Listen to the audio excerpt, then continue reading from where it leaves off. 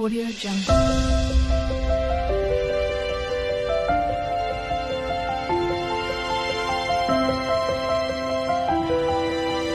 Audio Jungle.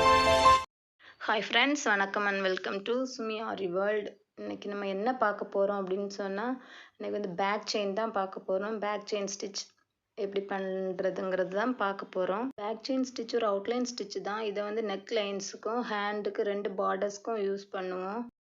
வாங்க இந்த stitch எப்படி போடலான்னு பார்க்கலாம். நான் வந்து பிங்க் கலர் த்ரெட் எடுத்துருக்கேன், சில்க் த்ரெட்டு. டபுள் ஸ்ட்ராண்ட்ஸாக எடுத்துக்கோங்க.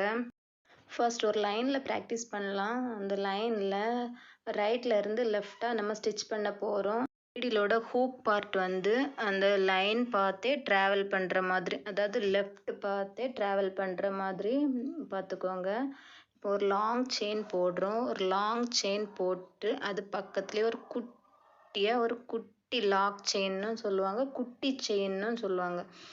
அந்த குட்டியாக ஒரு செயின் போட்டு மறுபடியும் பேக்கில் அந்த 2 த்ரெட், அந்த செயினோட 2 த்ரெட் அந்த சென்டரில் ஒரு செயின், மறுபடியும் லாங்காக ஒரு செயின் ஸ்டிச், அது பக்கத்துலேயே குட்டியாக ஒரு லாக் செயின், மறுபடியும் பேக் போய் அந்த ஃபஸ்ட்டு போட்ட செயினோட சென்டரில் 2 த்ரெட்டுக்கும் நடுப்பக்கமாக மறுபடியும் ஒரு லாங் செயின், பக்கத்துலேயே ஒரு குட்டி லாக், மறுபடியும் பேக்கில் போய் ஸ்டிச் பண்ணுறதுனால இதோட நேம் வந்து பேக் செயின்னு ஈஸியாக நம்ம ஞாபகம் வச்சுக்கலாம். லாங் செயின், பக்கத்தில் ஒரு குட்டியாக ஒரு லாக் செயின், திருப்பியும் பேக், நம்ம ஏற்கனவே ஸ்டிச் பண்ண செயின் ஸ்டிச்சோட நடு சென்டரில் ஒரு செயின். அதுக்கு லாக் போட தேவையில்லை. அப்போ தான் ஒரு நாட் மாதிரி அந்த ஸ்டிச் வந்து சூப்பராக அழகாக வரும். இப்படியே தொடர்ந்து கண்டினியூ பண்ணணும். பாருங்க, ஈஸியாக புரியும் நினைக்கிறேன். ஒரு லாங் செயின்,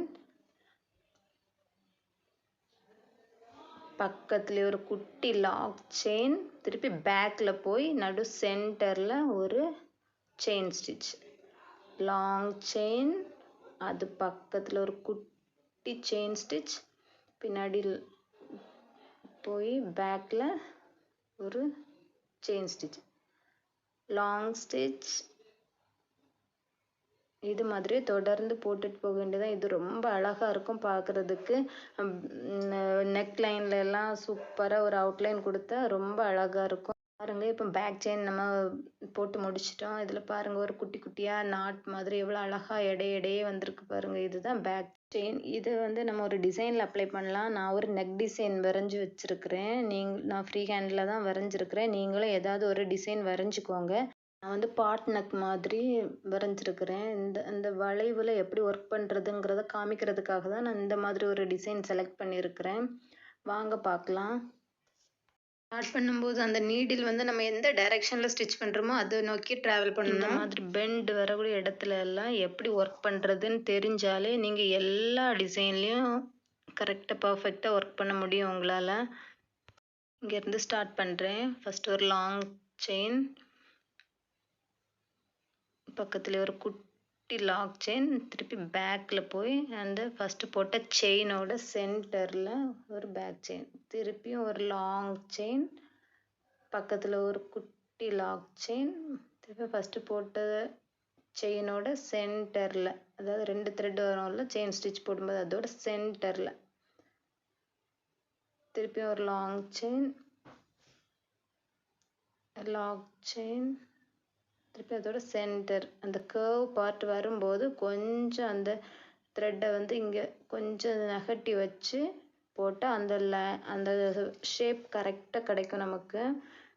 பாருங்கள், இப்போ கரெக்டான ஒரு கார்னரில் எப்படி பண்ணணும் அப்படின்னு சொன்னால், இப்படி நம்ம நேராக ஸ்ட்ரெயிட்டாக எடுத்தோன்னா ஷேப் கரெக்டாக கிடைக்காது. அதனால அந்த கார்னரில் ஒரு குட்டி செயின் போட்டுட்டு அதுக்கப்புறம் நம்ம லாங் செயின் போட ஆரம்பிக்கணும். இந்த மாதிரி நூல் எங்கேயாச்சும் மாட்டிக்கிச்சு அப்படின்னு சொன்னால் ரொம்ப சாஃப்டாக, ரொம்ப ஜென்டிலாக அதை வந்து ஹேண்டில் பண்ணணும். அப்படி இல்லைன்னா த்ரெட் வந்து ஒன்லே கட் ஆகும். அப்படி இல்லைன்னா பிசுறு விழ ஆரம்பிச்சிடும். அதை வந்து த்ரெட்டையும் சரி நீடிலையும் சரி ரொம்ப சாஃப்டாக, ரொம்ப ஜென்டிலாக ஹேண்டில் பண்ணணும். அப்போ தான் அந்த ஸ்டிச்சஸ் வந்து ரொம்ப பர்ஃபெக்டாக ரொம்ப அழகாக கிடைக்கும். பாருங்கள், இதே தான் நம்ம தொடர்ந்து பண்ண போகிறோம். லாங் செயின், பக்கத்தில் ஒரு குட்டி செயின், அதுக்கப்புறம் பேக் போய் ஒரு செயின், இதுதான் பேக் செயின். லாங் செயின், பக்கத்தில் ஒரு குட்டி செயின், அப்புறம் கொஞ்சம் பேக்கில் போய் ஒரு செயின். இதே தான் நம்ம தொடர்ந்து பண்ண போகிறோம். உங்களுக்கு ஈஸியாக புரியணுங்கிறதுக்காக தான் நான் மெதுவாக ஸ்லோவாக பண்ணுறேன் பாருங்கள்.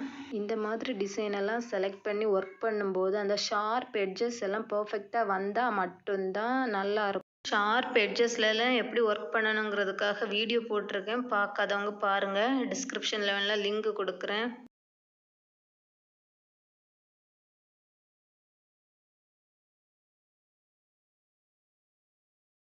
பாருங்கள், இப்போ ஷார்ப் எட்ஜ் வரப்போகுது. இந்த இடத்துல எப்படி ஒர்க் பண்ணலான்னு பார்க்கலாம்.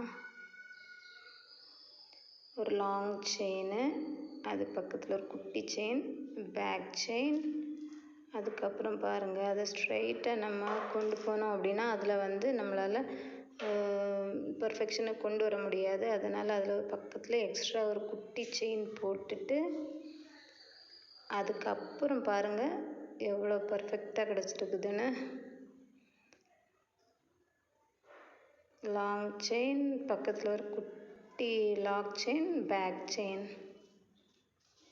இப்போ நம்ம எண்டுக்கு வந்தாச்சு. இப்போ எண்டு நாட் போட்டு கம்ப்ளீட் பண்ணிடலாம். எண்டு நாட் நிறைய பேர்த்துக்கு வரல, எண்டு விழ மாட்டேங்குதுன்னு நிறைய பேர் கேட்குறீங்க. எண்டு நாட்டுக்கு வீடியோ போட்டிருக்கேன், பார்க்காதவங்க பாருங்கள்.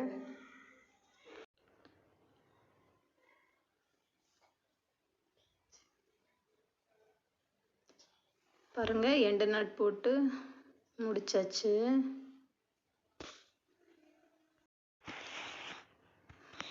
நம்ம முடிச்சுட்டு வந்த டிசைனை இப்போ பாருங்கள், அதில் இவ்வளோ அழகாக நாட் மாதிரி இருக்குது. இதுதான் பேக் செயினு. இந்த குட்டி குட்டியாக நாட் மாதிரி தெரியுதுல்ல, இதுதான் பேக் செயின். இப்போ நம்ம நாட் போட்டு முடிச்சதில் வந்து அந்த த்ரெட் வெளியில் தெரிஞ்சுது அப்படின்னு சொன்னால் அந்த நீடில் உள்ள ஹூக்கை வச்சு அந்த த்ரெட்டை வந்து உள்ளே இழுத்து விட்டுருங்க. Thank you friends. இந்த பேக் செயின் உங்களுக்கு புரிஞ்சிருக்கும்னு நினைக்கிறேன். நெக்ஸ்ட் வீடியோவில் பார்க்கலாம். தேங்க்யூ.